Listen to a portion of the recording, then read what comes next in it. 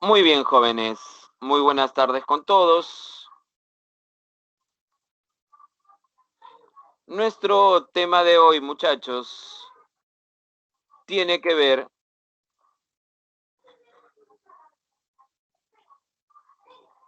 con el primer militarismo. ¿Correcto? Con el primer militarismo. Y antes de entrar a ver el tema de lleno del primer militarismo, vamos a desarrollar algunas preguntas. A ver, esta fue la pregunta número 1. Los continuos golpes de Estado y la rivalidad entre liberales y conservadores, las guerras civiles y conflictos internacionales con Bolivia y Chile en torno a la Confederación Perú-Boliviana constituyen una clara muestra de... A ver, ¿qué marcaron, muchachos?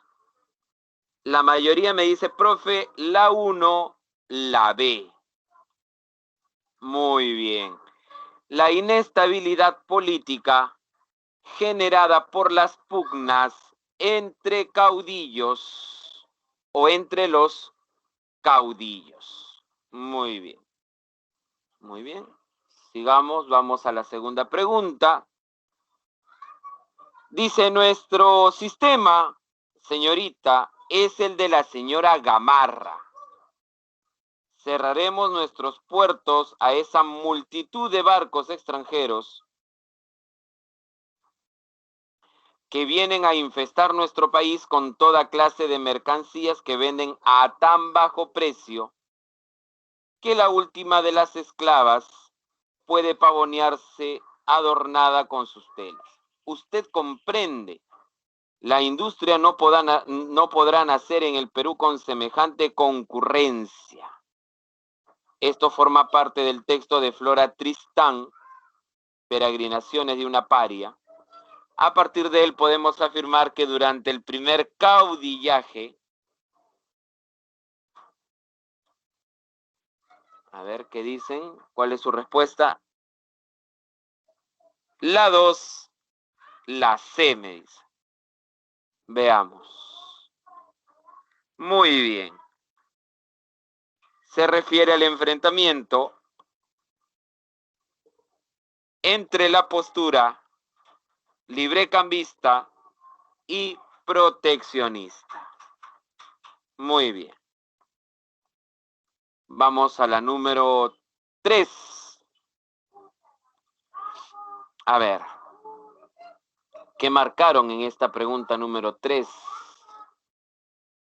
Hay algunos que me dicen, profe, la B.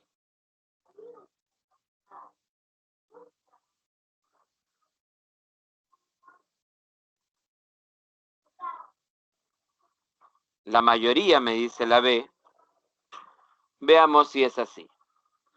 A ver, la pregunta está relacionada, dice, pero el autoritarismo y la personalidad del director, a pesar del apoyo incondicional que le brindaba la población arequipeña, minaron su proyecto a favor de los caudillos constitucionalistas liderados por don Ramón Castilla. Esta pregunta está relacionada al enfrentamiento entre Vivanco, que había establecido el directorio, y la sublevación liberal o la sublevación de don Ramón Castilla. Así también hay que recordar que ahí se subleva o se produce la llamada Semana Magna de Elías. La respuesta, jóvenes, sería la B. El rechazo a las medidas autoritarias y represivas la ausencia de una élite dirigente con el respaldo popular y Vivanco inició la modernización del Estado. Muy bien. Vamos con la siguiente pregunta.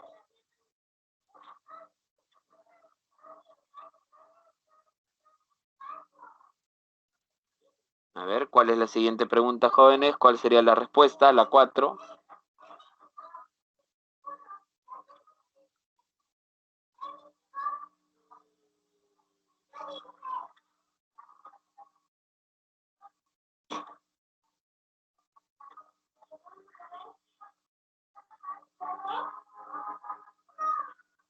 La 4, la A. Veamos. Muy bien, jóvenes. Los consignatarios nacionales se enriquecieron utilizando prebendas burocráticas. Hay que recordar, jóvenes, que estos consignatarios nacionales se convirtieron en agiotistas, se convirtieron en especuladores respecto a los pagos al manejo de los ingresos del guano. Muy bien. Y la última pregunta, jóvenes.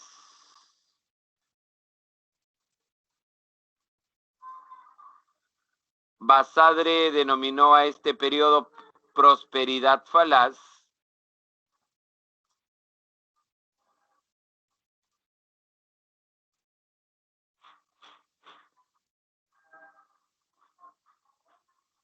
Muy bien, ¿cuál es la respuesta? La mayoría me dice, profe, la respuesta en las 5 es la B. Claro, los ingresos del guano no fueron invertidos en una economía que permitiera el desarrollo a largo plazo. Ese va a ser uno de los grandes problemas de este periodo de la prosperidad falaz. Porque se desarrolló una economía rentista, ¿correcto? Una economía rentista. ¿Y a qué se refiere con economía rentista? Que se acostumbraron a vivir de sus ingresos, ¿no? Se acostumbraron solo a vivir de los ingresos. Muy bien. Entonces, vamos a empezar con este primer militarismo. No sé si hay alguna duda antes de continuar. A ver, no sé si alguien tiene alguna duda o alguna consulta, si todo está bien. A ver, el militarismo, jóvenes, el primer militarismo se divide en dos periodos: el caudillismo militar y la llamada prosperidad falaz, ¿cierto? El caudillismo entre 1827 y 1845 y la prosperidad entre 1845 y 1872. Entonces, hay que tener en cuenta algunas características muy importantes del caudillismo.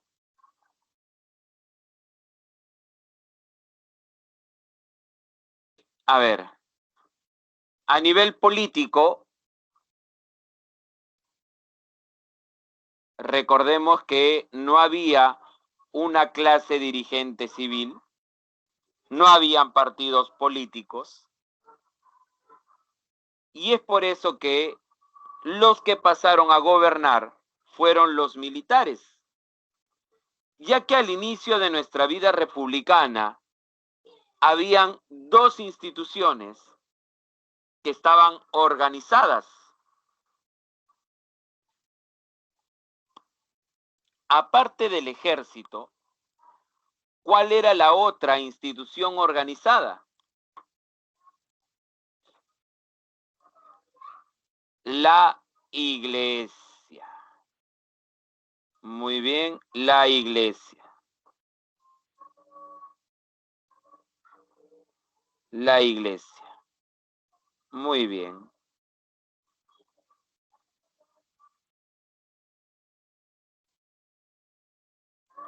Muy bien, chicos. ¿Qué más? Predominio de los jefes militares, promulgación de múltiples constituciones, y esto es debido a que habían dos posturas: o eras liberal o eras conservador. Y la mayoría en el Congreso justamente era de tendencia liberal. A ver, jóvenes.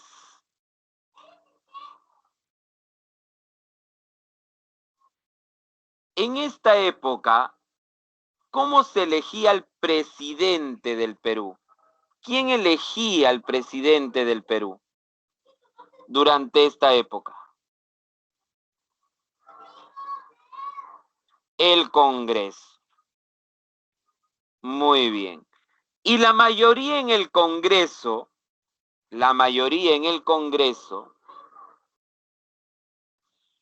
¿de qué tendencia era?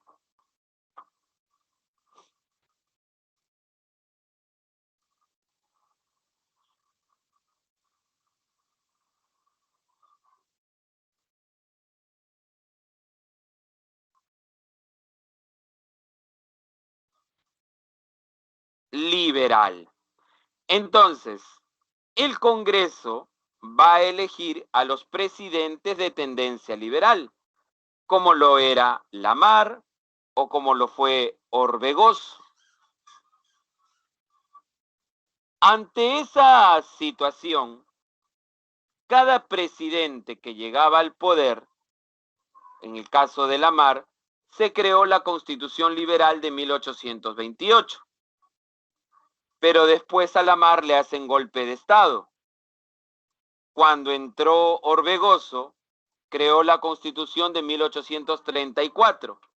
Pero después a Orbegoso también le hicieron golpe de Estado. Y fue Salaverry. Entonces, por eso hubo distintas constituciones. En este primer caudillismo militar hubieron dos constituciones liberales, la del 28, la de 1828, y la de 1834. Y hubo una de tendencia conservadora. ¿Cuál fue esa constitución conservadora?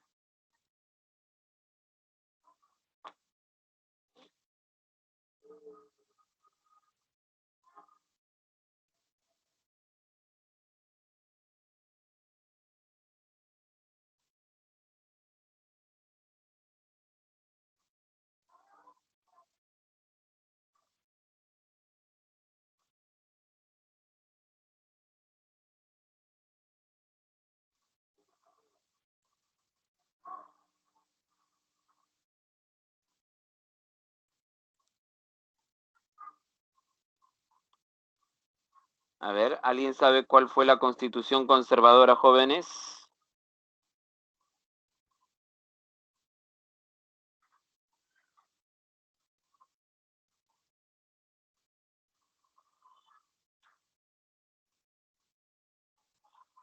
Muy bien, la de 1839. La de 1839. Que forma parte, jóvenes, que forma parte del segundo gobierno de Agustín Gamar. Muy bien. Entonces, cuando hablamos hace un momento de inestabilidad política en una de las preguntas, es porque los liberales y los conservadores jóvenes se enfrentaron por el poder y los conservadores para poder llegar al poder lo hicieron a través de golpe de Estado. Eso generó una inestabilidad política.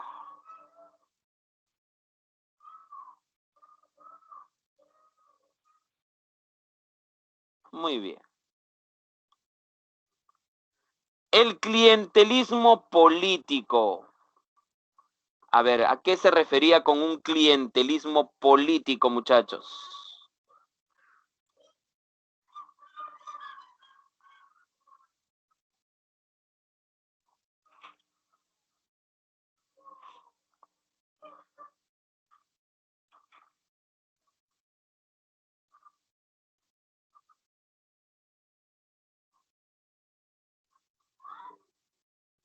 Muy bien.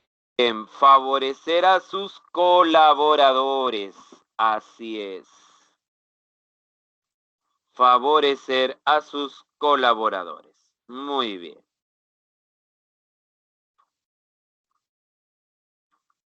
Muy bien. Sigamos. De acuerdo a lo que observas en las características económicas, muchachos, ¿cómo estaba la economía peruana a inicios de nuestra vida republicana?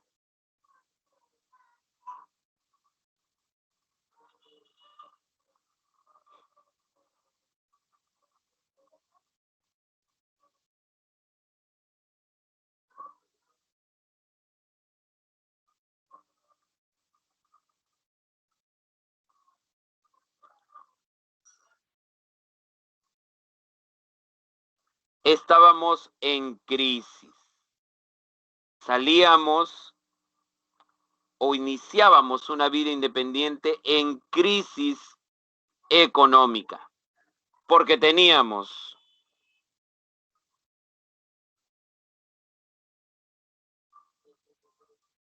deuda externa, teníamos deuda interna. Muy bien.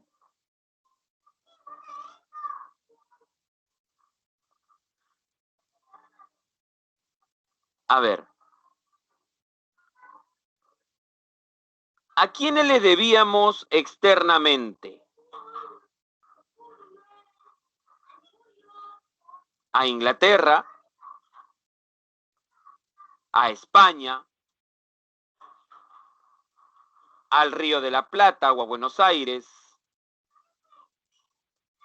a Chile y la Gran Colombia, con Simón Bolívar a la cabeza,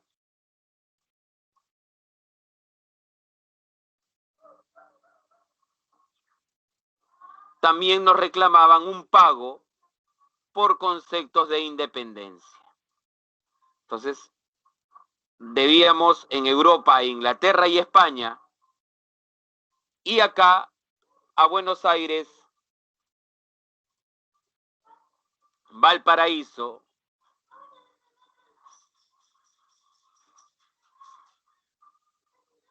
y a la Gran Colombia. A Chile, ¿por qué? Recuerden que la corriente libertadora del sur fue financiada por los criollos burgueses de Buenos Aires, pero después también fue apoyada por los criollos burgueses de Valparaíso. Así es, O'Higgins, Bernardo O'Higgins, apoyó económicamente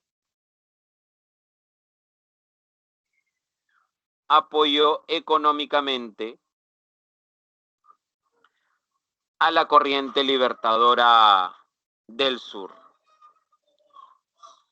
Muy bien, muy buena respuesta. Y Bolívar obviamente también quería dinero por la corriente libertadora del norte.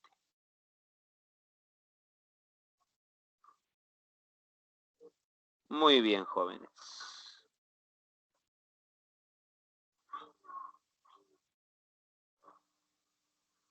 Creo que quedó claro, chicos, esa parte.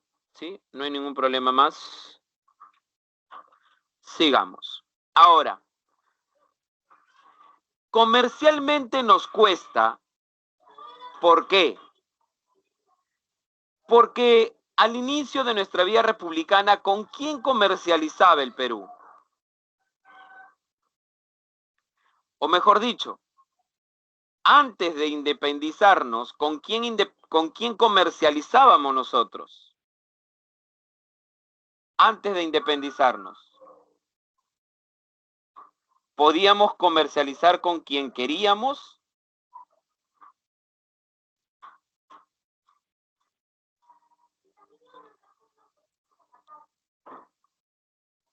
Solo comercializábamos con España. Así es.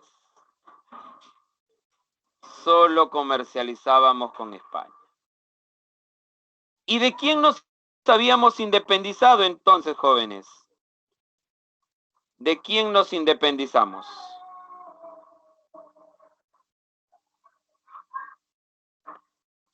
de España.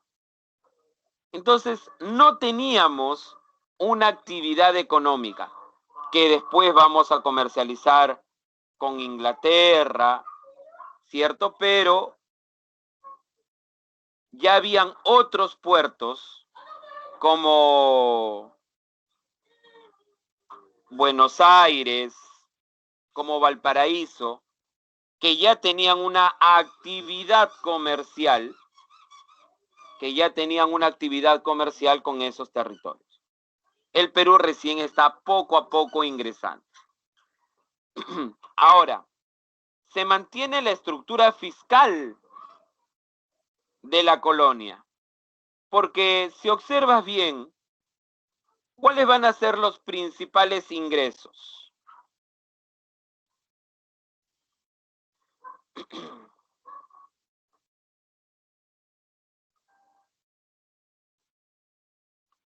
El tributo indígena, que recuerden había sido aumentado durante las reformas borbónicas,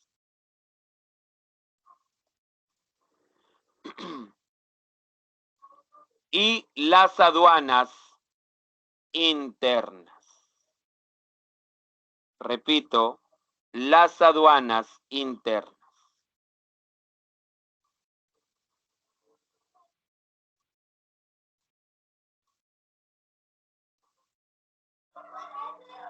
Muy bien. Y el mayor gasto de los militares obviamente va a ser en armamentos. La sociedad no cambió. A nivel social se mantuvo la estructura, jóvenes, se mantuvo la estructura colonial. Porque ¿quiénes pasan a dirigir la sociedad, muchachos?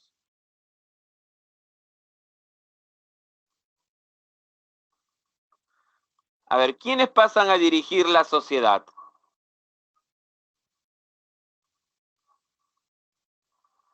Muy bien. ¿Y los criollos qué eran?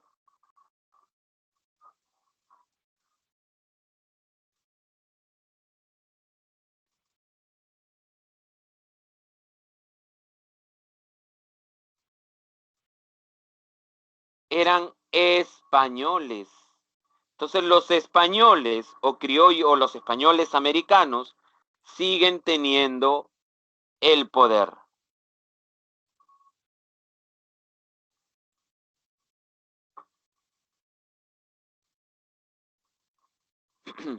A ver, ¿qué pasó con los indígenas? ¿Su situación mejoró de los indígenas o empeoró?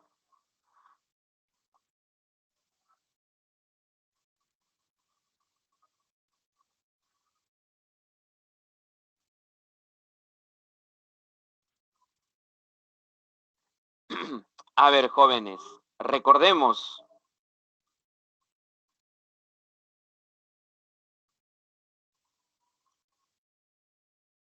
antes habían dos tipos de indígenas, los caciques y los indígenas del pueblo. Pero ahora ya no había esas diferencias. Todos eran indígenas, ¿correcto? Todos fueron tratados por igual. Todos fueron explotados por igual. Los indígenas, por más que sean alfabetos, podían participar en la política.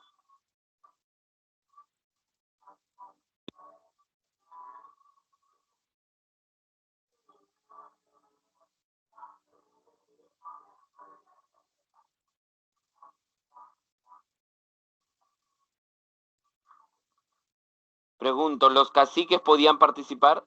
¿Los indígenas podían participar en política? No, los únicos que podían participar eran criollos, alfabetos criollos. Los indígenas estaban discriminados de esta actividad.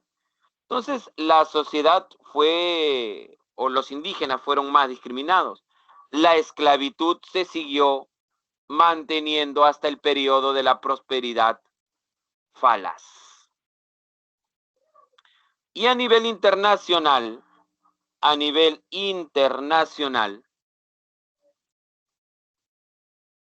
se comenzaron a demarcar, jóvenes, los límites territoriales a través del uti possidetis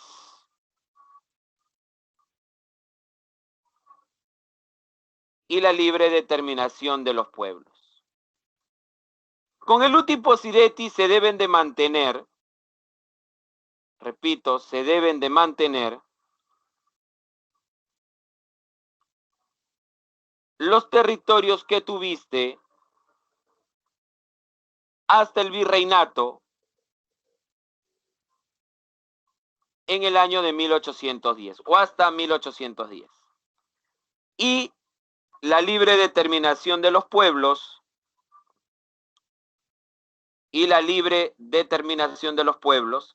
que era un principio que estaba por encima del uti possidetis, donde el pueblo podía decidir a qué estado pertenecer. Muy bien. ¿Cuál sería la respuesta a la pregunta número 4, entonces, jóvenes, de acuerdo a lo que acabo de mencionar?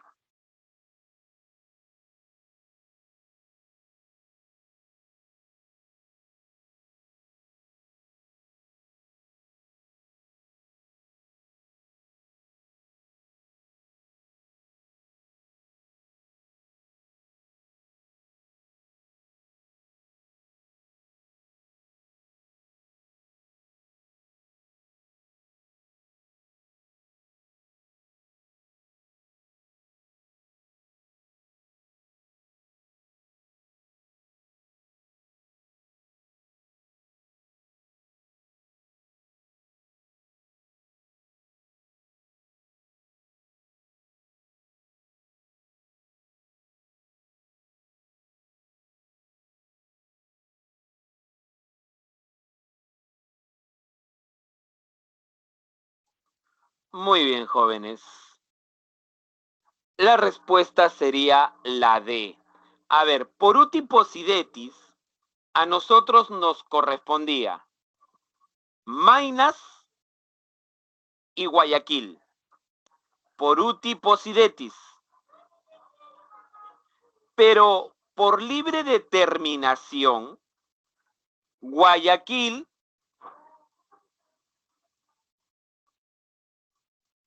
decidió quedarse con la Gran Colombia. Y Jaén de Bracamoros, que pertenecía a la audiencia de Quito, decidió por libre determinación quedarse en el Perú. Entonces, no te olvides, por uti possidetis, Maynas y Guayaquil le pertenecían al Perú. Pero por libre determinación, Guayaquil se fue a la Gran Colombia. Y Jaén de Bracamoros, por libre determinación, se queda con el Perú. Profe, ¿y por qué no puede ser la B? Porque acá no te preguntan por la libre determinación de los pueblos. Te preguntan por el principio de uti possidetis. A ver, vamos con la siguiente pregunta. A ver, con la pregunta número 7, a ver, de su material.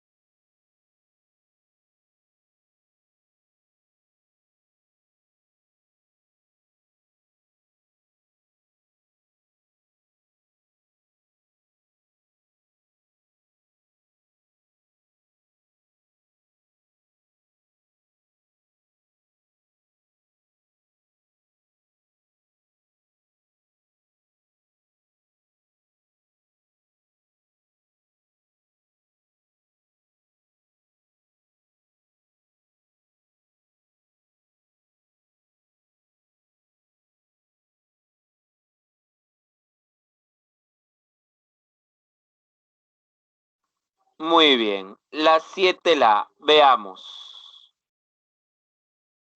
A ver, la respuesta en la 7 es la D, no la A.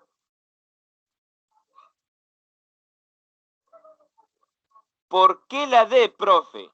A ver, miren, voy a regresar acá a la característica y voy a resaltar lo primerito que está. Falta de una clase dirigente civil. No había jóvenes partidos políticos, ¿correcto? No había partidos políticos. Y acá dice, concluida la independencia, ¿cierto? El territorio peruano se encontraba lleno de hombres armados fuera del control oficial del reciente Estado. Estos hombres estuvieron aglutinados bajo el mismo bando durante las guerras libertadoras.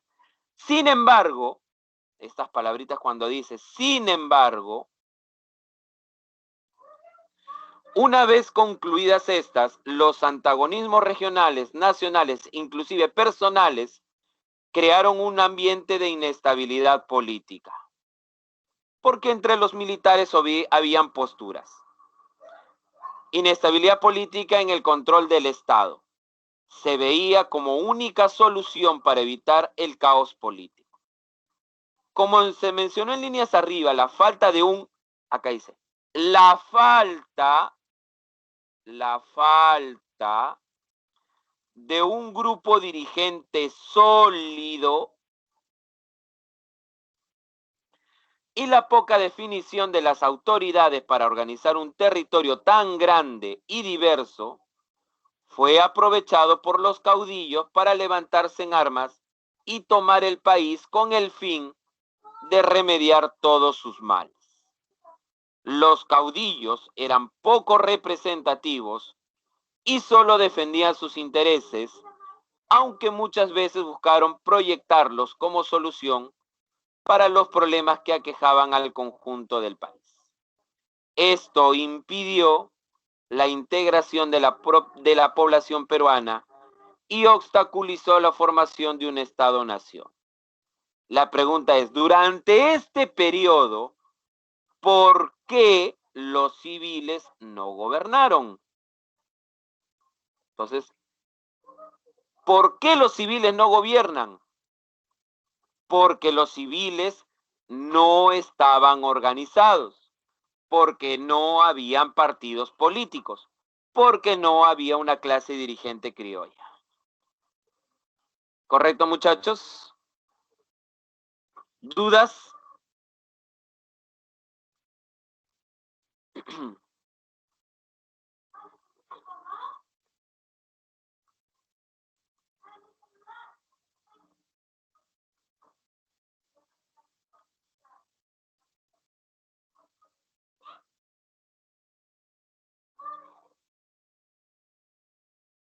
Muy bien, chicos. Continuemos entonces. Vamos con la número 8. A ver.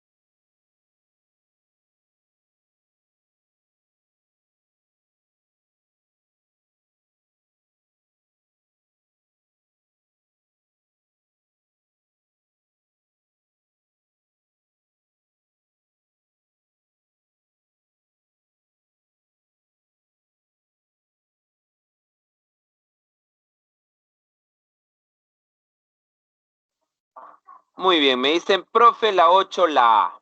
Veamos. A ver. Dice, durante la etapa de la independencia, el Convictorio de San Carlos se caracterizó por ser el principal centro de difusión de ideas liberales. Durante la independencia tuvo ideas liberales. Pero acá te dice durante la prosperidad falaz. Y recordemos que durante este primer militarismo se desarrollaron jóvenes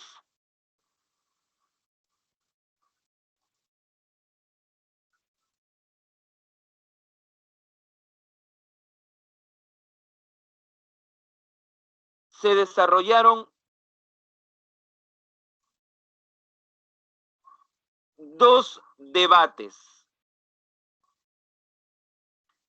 El segundo debate ideológico entre liberales y conservadores por la forma de gobierno y durante la prosperidad falaz, el tercer debate entre liberales y conservadores, donde los liberales plantearon la soberanía popular y los conservadores la soberanía de la inteligencia. ¿Correcto?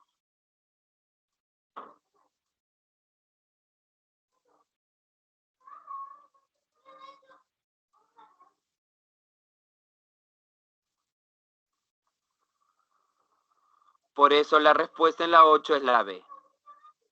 ¿Correcto, chicos? ¿Se entiende por qué es la B?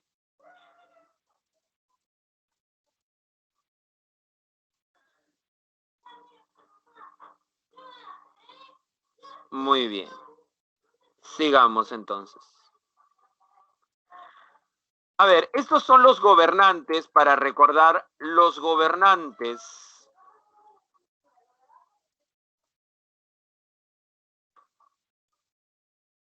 durante el caudillismo militar.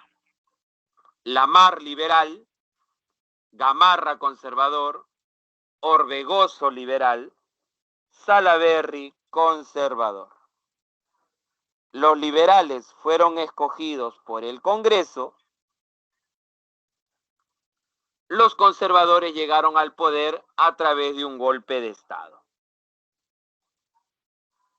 A los liberales se le llamaba el ejecutivo débil, mientras que a los conservadores el ejecutivo fuerte, autoritarios, dictatoriales. Y acá se demuestra claramente una inestabilidad política, porque Lamar no cumple con su mandato, fue sacado por Gamarra. A Gamarra lo intentaron sacar del poder 14 veces, tuvo 14 intentos de golpe de Estado.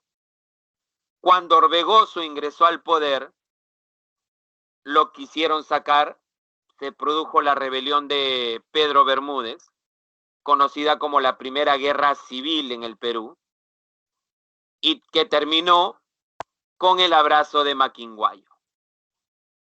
Gamarra quería sacar a Orbegoso del poder desde Arequipa,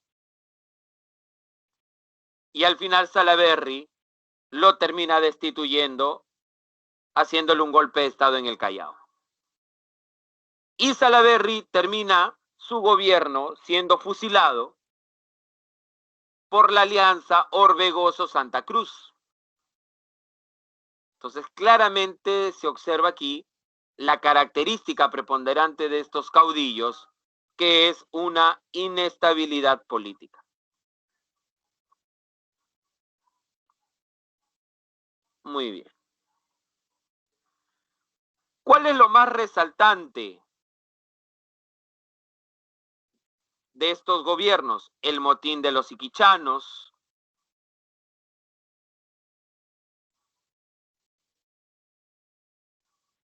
esta rebelión de los iquichanos, de estos pobladores, de estos indígenas de Ayacucho,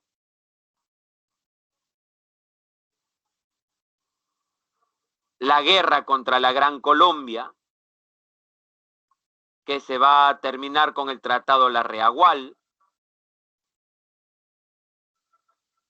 y la formación de la Confederación Perú-Boliviana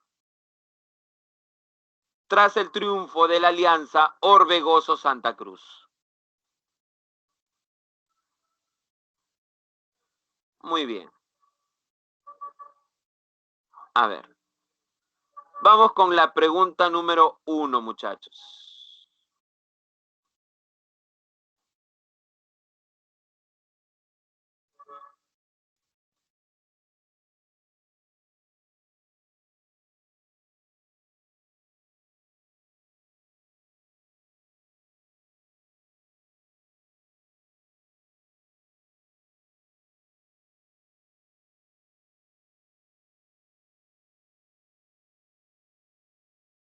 La 1, la C, me dice.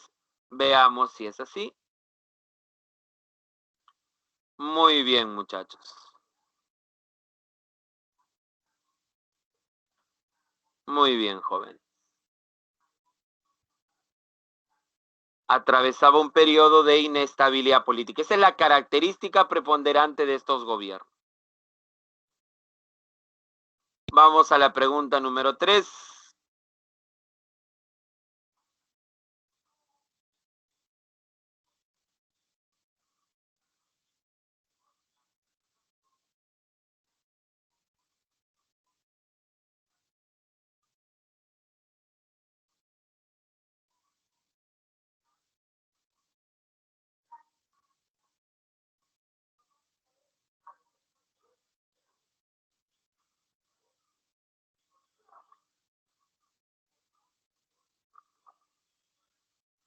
Muy bien. La respuesta es la D.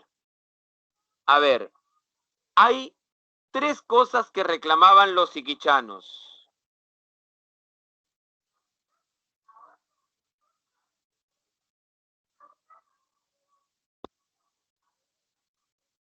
Los siquichanos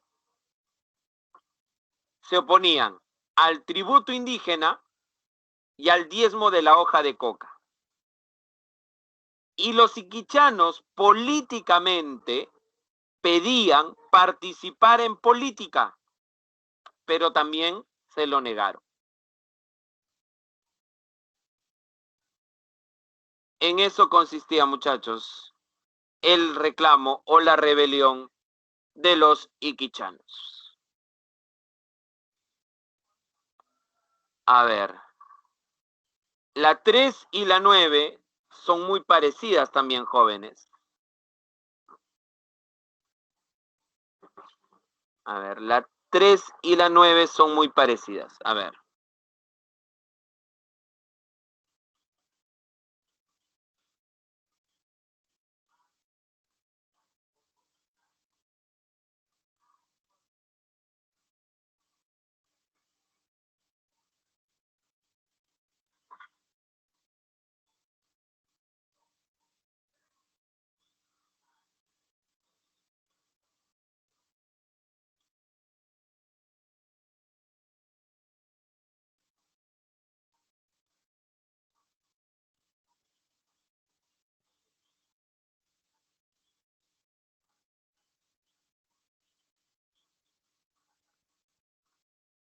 La respuesta es la A.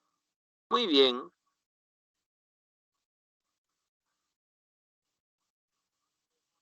Se oponen al diezmo de la hoja de coca. Muy bien, chicos.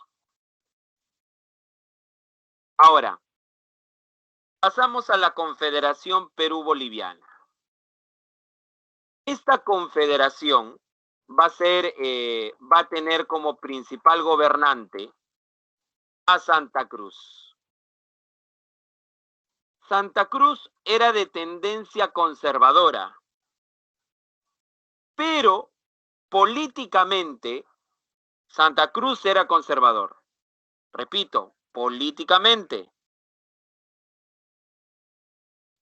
Pero económicamente, Santa Cruz aplica una medida liberal porque establece la llamada Ley de Puertos Libres con el objetivo de atraer la inversión inglesa y norteamericana. Esto no les agradó ni a chilenos ni a argentinos porque veían afectados sus intereses económicos. Porque Valparaíso era la competencia del Callao y viceversa en el Océano Pacífico. Buenos Aires no estaba en el Pacífico, Buenos Aires está en el Atlántico, así que directamente no se veía tan afectado como Chile. Se organizaron campañas restauradoras, la primera a cargo de Blanco Encalada, que fracasó con el Tratado de Paucarpata, y la segunda a cargo de Bulnes, de Manuel Bulnes, quien organizó la segunda campaña restauradora y que terminó derrotando a la Confederación en la batalla de Yungay con el apoyo de militares peruanos que se oponían a esta confederación. Oficialmente, jóvenes, oficialmente, la confederación se terminó dividiendo en el Congreso de Huancay. Muy bien.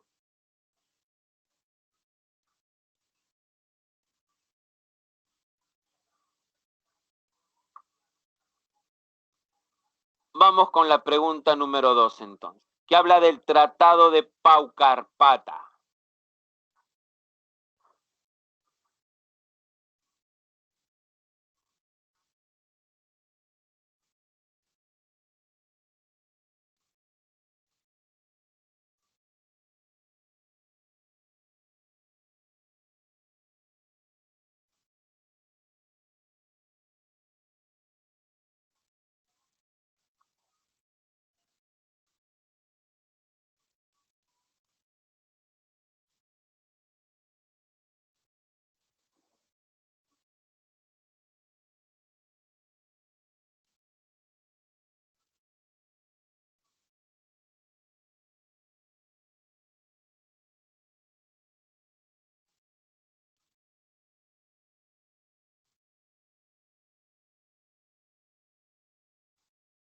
A ver, algunos me dicen la C, otros me dicen la A.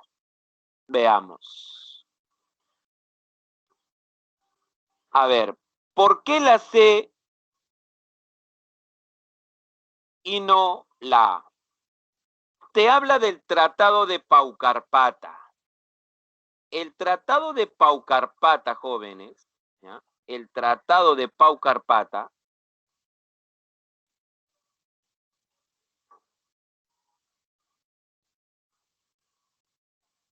pone fin a la primera campaña restauradora de Blanco Encalada.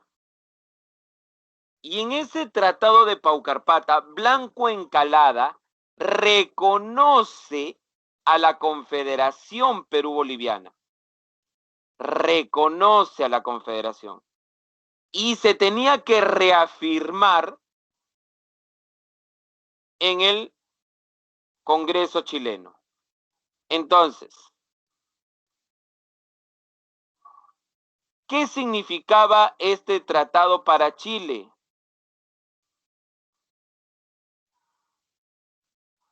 Si los chilenos reconocían o reafirmaban el tratado, fracasaban sus proyectos políticos y económicos que tenían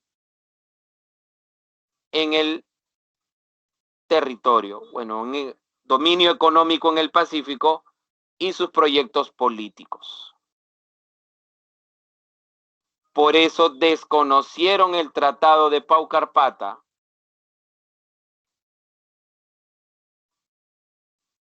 Repito, por eso los chilenos desconocieron el Tratado de Paucarpata y organizaron una segunda campaña restauradora. Para que sea la A, es cuando ellos nos derrotan o derrotan a la Confederación en la batalla de Yungay. ¿Correcto, chicos? La respuesta A es siempre y cuando es cuando se elimina por completo a la Confederación.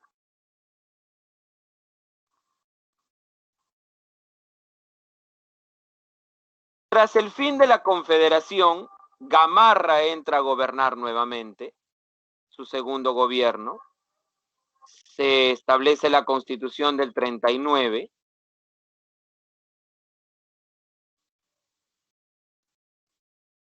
Pero lamentablemente Gamarra va a morir intentando invadir Bolivia.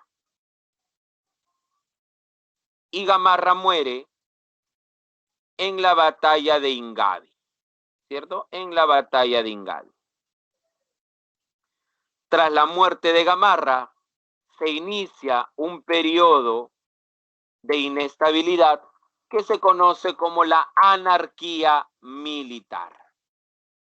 Esta anarquía que llega a su fin durante el gobierno de Vivanco, al cual se le va a conocer como el directorio de Vivanco, y el fin de este directorio se inicia con la sublevación de Domingo Elías en la llamada Semana Magna y cuando Castilla derrota definitivamente a Vivanco en la batalla de Carmen Alto en Arequipa.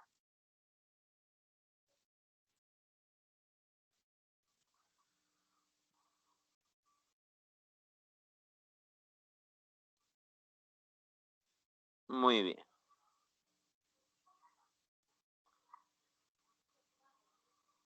Tras la anarquía militar,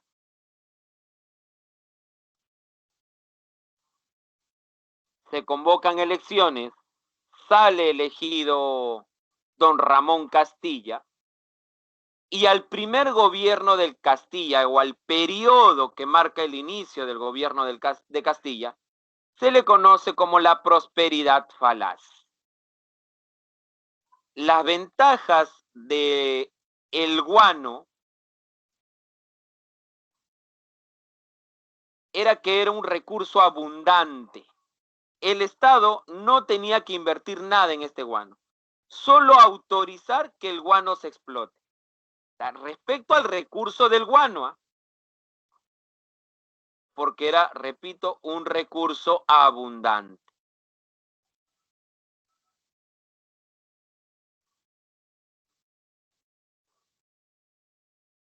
No se invertía mucho en mano de obra para extraer el guano, porque había mano de obra barata. ¿Cuál era la desventaja? Los gastos de transporte y de comercialización. Repito, los gastos de transporte y comercialización. ¿Por qué? Porque se tenía que invertir en barcos para traer o transportar el guano, impuestos de la comercialización del guano, almacenes donde se iba a guardar el guano, transporte para trasladar el guano hacia los países europeos que requería. Eso era lo costoso. Y el Estado no tenía la capacidad económica para invertir en la comercialización del guano.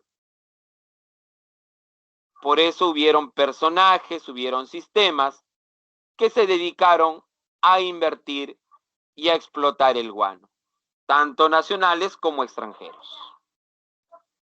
Entonces, los únicos beneficiados con el comercio del guano fueron una plutocracia guanera, un grupo reducido, jóvenes, que invirtió en guano. Muchos consideran que el origen de la oligarquía, ¿ya? El origen de la oligarquía estaría en este periodo porque es donde este sector va a acumular dinero. Recuerden que estos consignatarios peruanos jóvenes van a invertir en bancos y en haciendas. Repito, en bancos y en haciendas. Y el otro problema que habíamos mencionado, que lamentablemente no se invirtió en un desarrollo sostenible a largo plazo, ¿no? A largo plazo.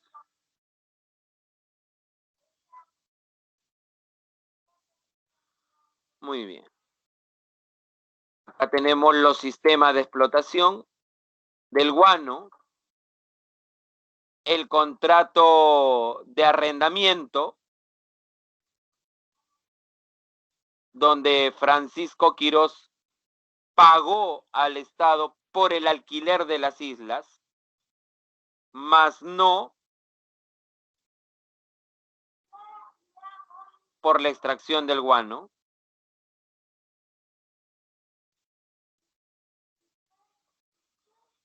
El Estado quiso comercializar el guano a través de la venta directa, pero ya te había mencionado que no tenían la capacidad.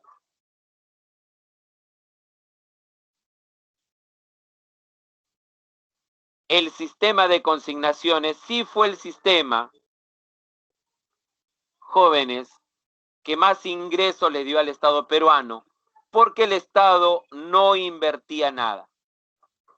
Por el contrario, recibía un porcentaje de las ganancias del guano. Pero recuerda, primero fueron los consignatarios extranjeros con la Casa Gibbs durante el primer gobierno de Castilla y después los consignatarios nacionales a partir del segundo gobierno de don Ramón Castilla.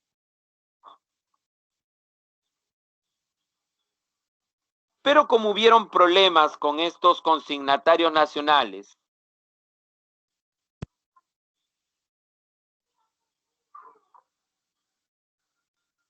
ya que estos consignatarios nacionales especularon con el dinero del Estado y lo utilizaron para endeudar más al Estado,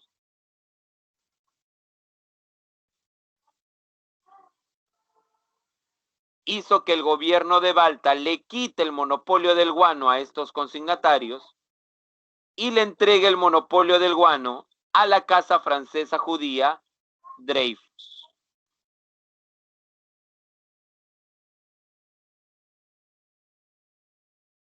Lo más resaltante, jóvenes, del primer gobierno de Castilla, pregunta de admisión, ¿por qué se caracterizó el primer gobierno de don Ramón Castilla?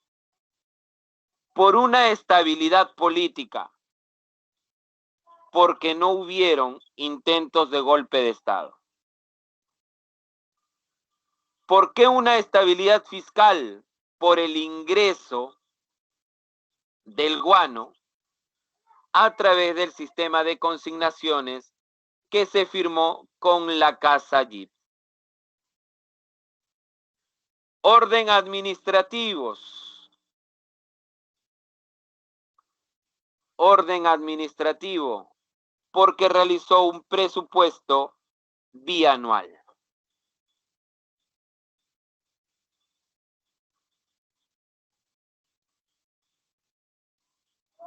Muy bien.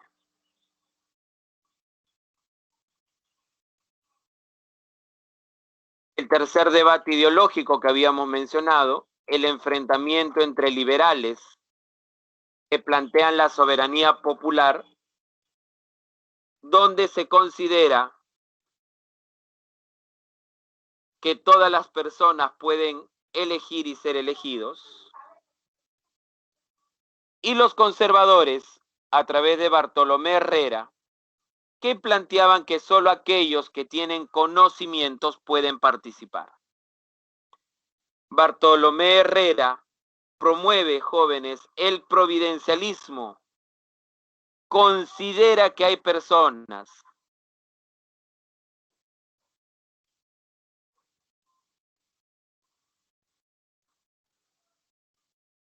que nacen para gobernar y otras para ser gobernadas. Muy bien. El gobierno de Rufino Echenique. ¿Qué recordamos del gobierno de Echenique? Cada vez que hablan del gobierno de Echenique, ¿qué es lo primero que se te viene a la mente, jóvenes?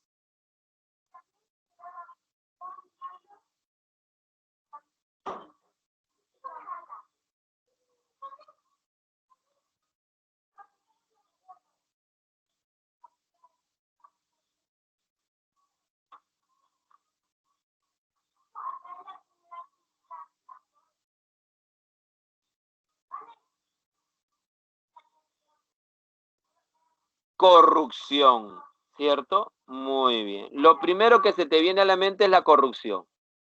El escándalo de la consolidación de la deuda interna. La famosa gratitud de los gallinazos, que fue dirigida, este escándalo de la consolidación, por el ministro de Economía o ministro de Hacienda, Nicolás Fernández de Piérola, donde a través de este escándalo se despilfarró dinero del guano. Esto provocó la Revolución Liberal de Castilla. Si bien es cierto, Castilla derrota a Echenique en la batalla de Izcuchaca, no logró derrotar por completo a Echenique, que tenía obviamente gente que lo apoyaba. Para eso abolió el tributo indígena y abolió la esclavitud, con el objetivo de conseguir el apoyo de indígenas y de esclavos en contra de Echenique, para que formen parte de su ejército. Ahora, tras derrotar definitivamente a Echenique en la batalla de La Palma, Castilla, por si acaso, entra al poder y Castilla siguió pagando la deuda interna. No es que Castilla llegó al poder y dejó de pagar la deuda interna. Eso no sucedió. Repito,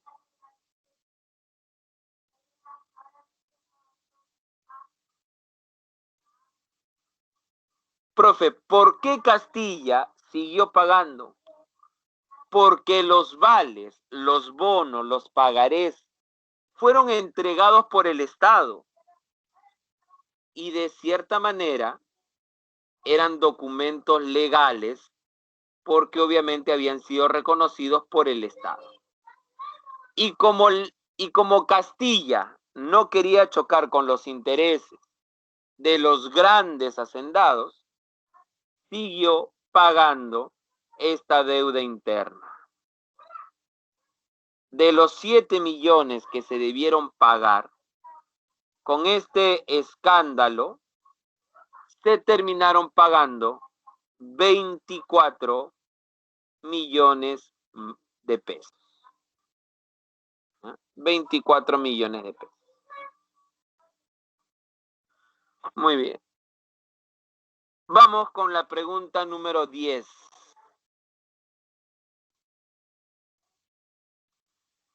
En el caso de Bartolomé Herrera era un conservador quien planteaba la soberanía de la inteligencia, planteaba el llamado providencialismo. Es decir, para Bartolomé Herrera, consideraba que habían personas que habían nacido para gobernar y otras para ser gobernadas.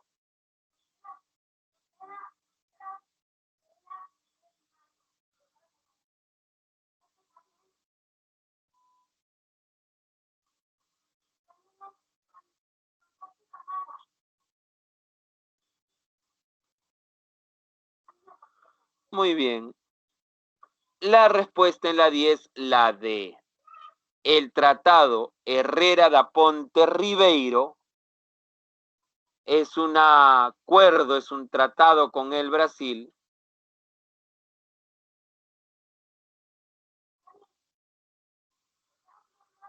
donde se le va a ceder territorio a los brasileños y se va a establecer también una libre o una navegación fluvial binacional. Es decir, los brasileños podían navegar por nuestros ríos y nosotros por los suyos. Muy bien. Durante el gobierno de Castilla, durante su segundo gobierno, los conservadores se rebelaron en contra de la Constitución Liberal de 1856. Y repito, como Castilla no le gustaba chocar con los intereses de los grandes hacendados o de la clase alta, decidió eliminar la Constitución Liberal y crear una Constitución moderada, que fue la Constitución de 1860, considerada la Constitución más larga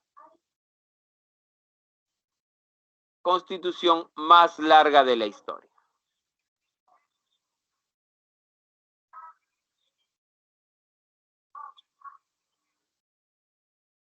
La ley de manumisión es la libertad a los esclavos. Si bien es cierto, Castilla había abolido la esclavitud, pero con esta ley, jóvenes, de manumisión, el Estado se va a hacer cargo de los esclavos. El Estado le va a pagar a los dueños o ex dueños de estos esclavos. El Estado va a pagar por su libertad. Repito, la ley de manumisión, el Estado compra a los esclavos. Por eso cuando hablamos de la canción de don Ramón Castilla que dice que viva mi papá, que viva mi mamá, que viva Ramón Castilla, que compró la libertad. Repito, que compró la libertad. No la dio, no la otorgó, compró. Y habían 16,000 esclavos y cada uno de ellos le costó al Estado 300 pesos cada uno.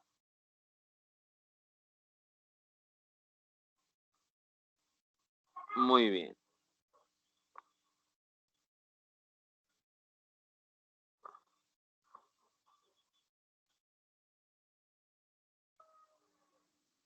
Durante este segundo, jóvenes, gobierno de Castilla,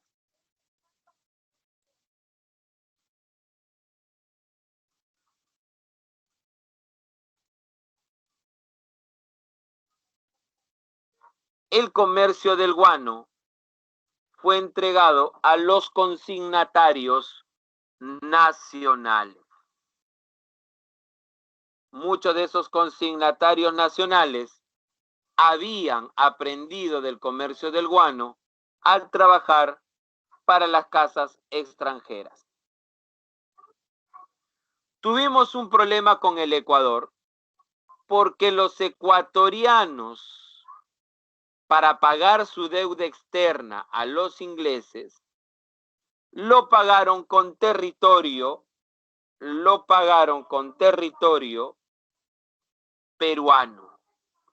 Eso provocó que Castilla invada Guayaquil y los ecuatorianos reconozcan que los territorios de Pastaza y Bombonaza le pertenecen, jóvenes, al Perú.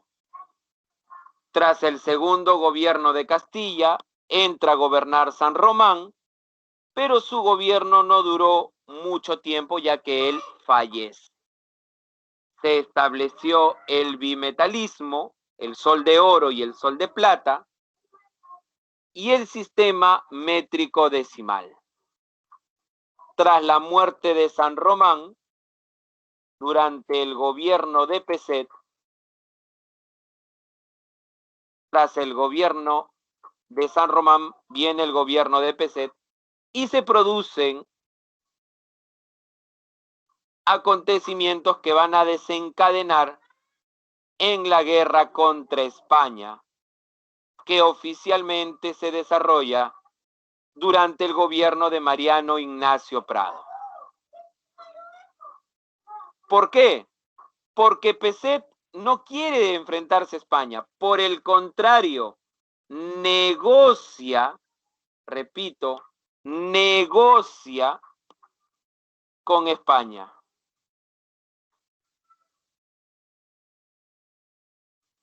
Y ese negociado con España fue el tratado Vivanco-Pareja, que terminó siendo un tratado lesivo, perjudicial para el Perú. Porque le reconocemos una deuda a España, ¿cierto? La deuda que se había firmado en la capitulación de Ayacucho.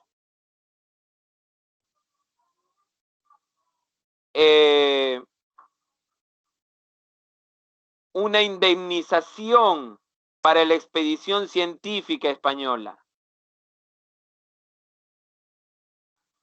Toneladas de guano para los españoles. Es por eso que Mariano Ignacio Prado se subleva en Arequipa, destituye a Peset, le hace un golpe de estado a Peset, e inmediatamente desconoce el tratado Vivanco-Pareja y le declara la guerra a España.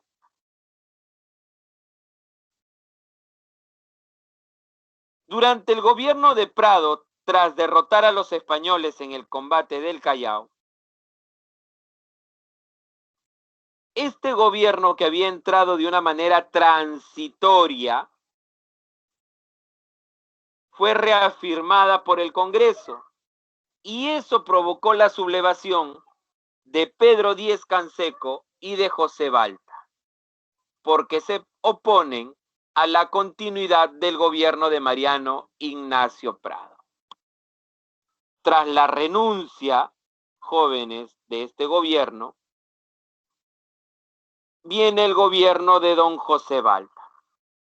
Pero recordemos que las consecuencias que trae la guerra contra España. ¿Por qué el Perú entra en una crisis? Porque después de una guerra, obviamente han habido gastos en compra de armas, en compra de buques. Nuestra economía se había detenido por causa de la guerra. Y peor aún, el guano estaba perdiendo vigencia porque en Europa, durante la segunda revolución industrial, aparecen los fertilizantes artificiales.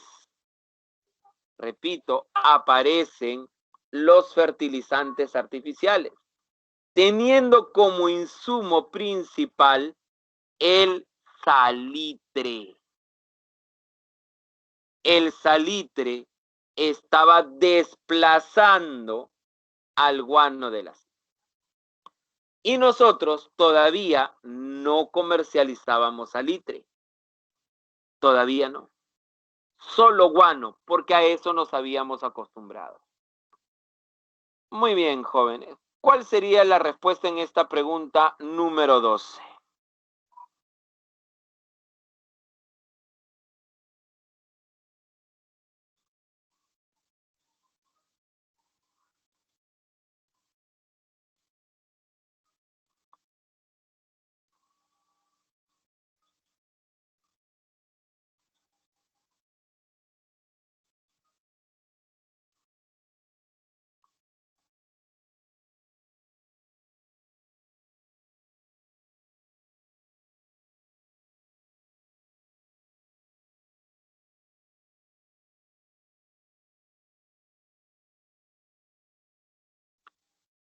La respuesta, joven, es la D.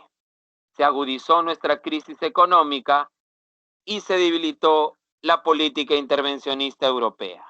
Muy bien.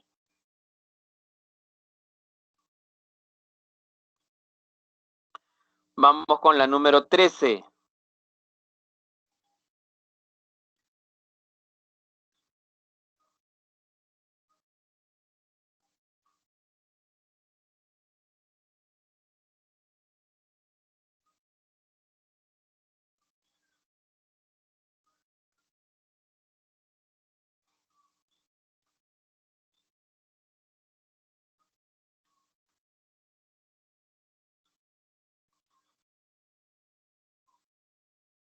La respuesta en la 13 es la C. El levantamiento en Arequipa del general Mariano Ignacio Prado. Muy bien.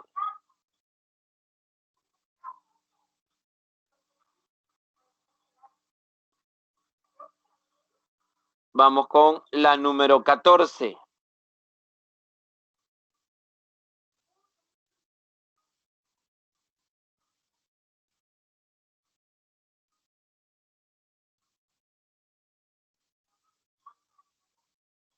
Pero miren, habla del gobierno de Castilla. Si ustedes me dicen la rebelión de Atusparia se da, jóvenes, durante el gobierno de Iglesias. La respuesta, muchachos, es la B.